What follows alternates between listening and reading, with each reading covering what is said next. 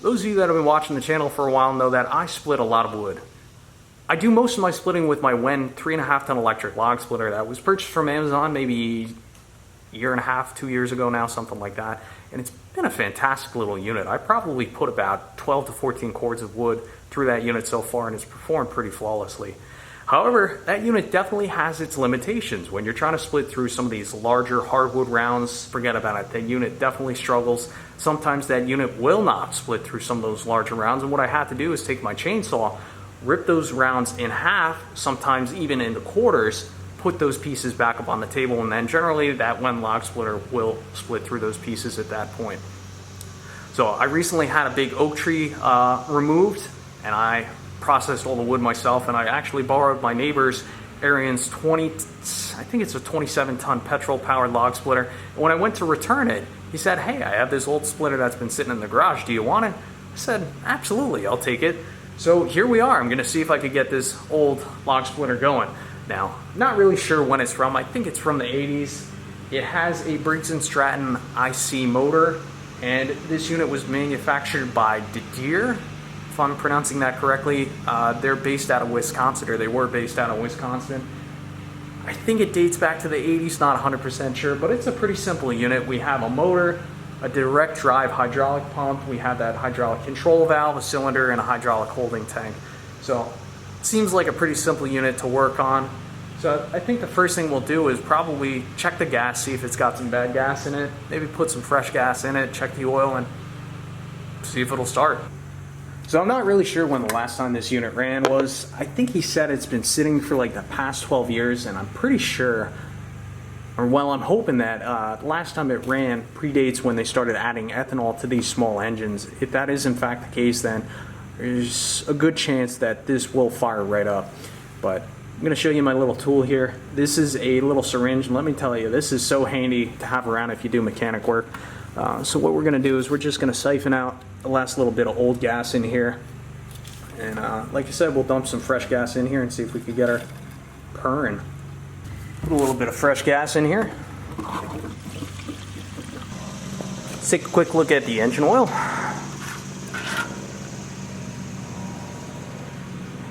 Looks very clean.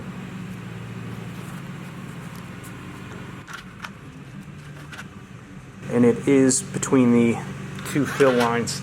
So we will try and start this, and if I do get this thing running, then I will change out the engine oil shortly after. But let's take a look at this hydraulic oil tank and just ensure that we have some hydraulic fluid in there. Which we do. We have plenty of hydraulic oil. A little bit dirty though. That probably should be changed out, but let's take this outside and let's see if she'll fire right up. Alright, we're going to set her to choke, and we'll give her a little bit more than idle. Contact!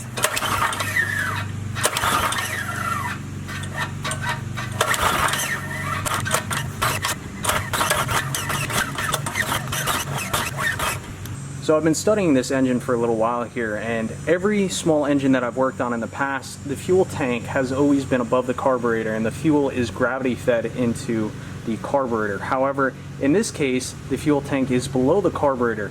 So I would suspect that this carburetor is suction fed, siphon fed, if I'm not mistaken. So this carburetor looks like it's a bit of work to remove and try to clean. So I think we should give it one more go with some starting fluid. We'll throw it right in the carburetor here, and we'll see if we can get that fuel bled into the carburetor, and then it just might fire up. Contact.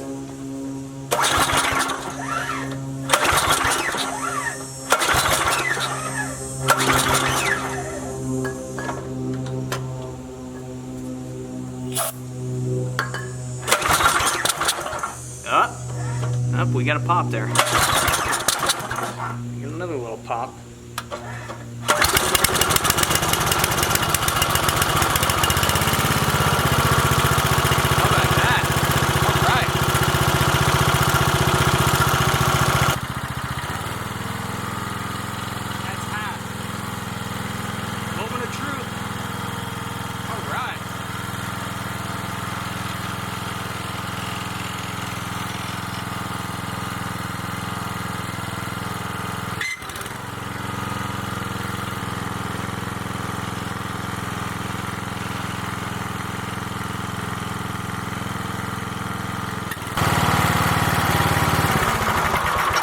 baby fires right up like nothing now, running just like it was back in the day. I tell you, the reason this engine starts up and shuts off so smoothly is because when it was put away with non-ethanol fuel. If I let ethanol fuel sit in here for an extended period of time, there's no doubt in my mind that I'd ruin that carburetor, and no amount of cleaning would bring it back to life. I'd have to put a new carburetor on it. So I miss the days of non-ethanol fuel, that's for sure. But anyway, this thing's running like a top right now. Figure what we'll do now is we'll change out the engine oil, and then we'll bring it over to some wood, see how well it splits. I'm starting to really have an appreciation for this old log splitter. Look at this, a drain plug. So many small lawnmower engines and other small engines just don't have drain plugs anymore. They want you to drain it from the oil fill cap, and they make it so that it's a pain in the butt to do, so the engine fails prematurely and then you have to go buy a new one. Something called planned obsolescence, if I'm not mistaken.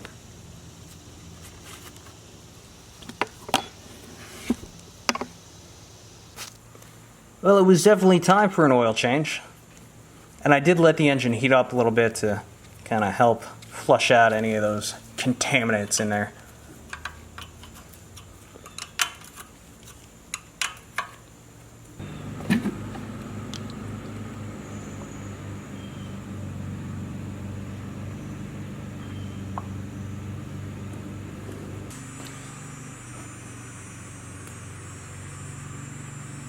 Now that we have this log splitter up and running, oil changed, we got to figure out how we're going to move it around the yard. So on the front of this splitter, there's already this lifting handle. And I want to be able to tow this splitter behind the logging jib crane trailer. It makes sense because then we could use the power of the crane to lift up those big pieces, put it right on the splitter, and it'll make the job a lot easier. So here's how I plan to do that. I have this quick link, and I have an eye bolt. I'm going to drill and mount this eye bolt onto the back of the trailer like so. And then we'll just take this quick link, we'll connect right into the handle right here, connect right into the eye bolt, we'll be good to go. So let me drill this.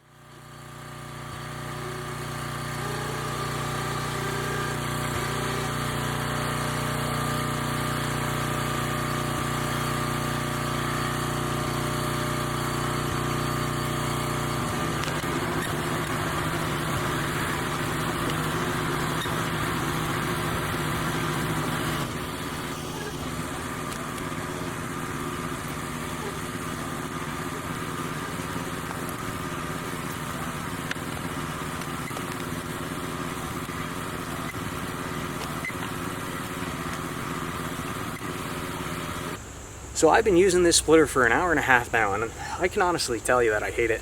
And I'm gonna name a bunch of reasons right now. So reason number one I hate this splitter is there's always exhaust in your face. The way the exhaust is expelled out of the engine comes up right here. Sometimes it's in your face. The wind is constantly changing direction, so you're always kind of huffing exhaust fumes. You can correct that by building maybe a 4-foot tall exhaust stack. But let's face it, that would get knocked over in a minute. So that's dislike number one. Dislike number two, it's extremely noisy. Dislike number three, it's hot. This engine puts off a lot of heat, and even in the shade, feels like I'm sitting out in the sun. Dislike number four, you're low to the ground. With my Wen electric log splitter and the table that I have and the modifications I made to it, it's very ergonomical, it's very comfortable. As we're splitting on the ground, sitting on a log, I mean, hauling these big rounds over, crouched over, it's just not fun, not pleasurable at all. Where are we at? Dislike number five is the wedge. Just a poorly designed wedge.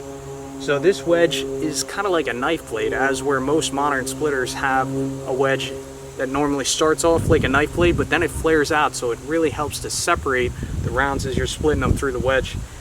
With this, not the case. What I found happens with wet knotty wood, dry wood's a different story, but wet knotty wood, like what I'm going through right now, it'll split, it'll go through. I mean, plenty of power with this machine, but after you extend the ram cylinder out all the way, you'll find that the round gets stuck in the wedge, and there's no real easy way to crank it out of there. I've tried using my crane to lift it up. It's stuck in there so tight. Oftentimes what you got to do is use a sticker that's laying around and then hydraulically ram it out of the wedge. So poor design. You know, although this splitter was free, I really don't think I'm going to be using this much at all. I think a much better system is just to take the chainsaw out, rip these in half, lift them up with the crane, bring them over to the splitting table. Honestly, I think it's actually faster. Anyway, I'm going to conclude this video. Thanks for watching. As always, I will catch you on the next one.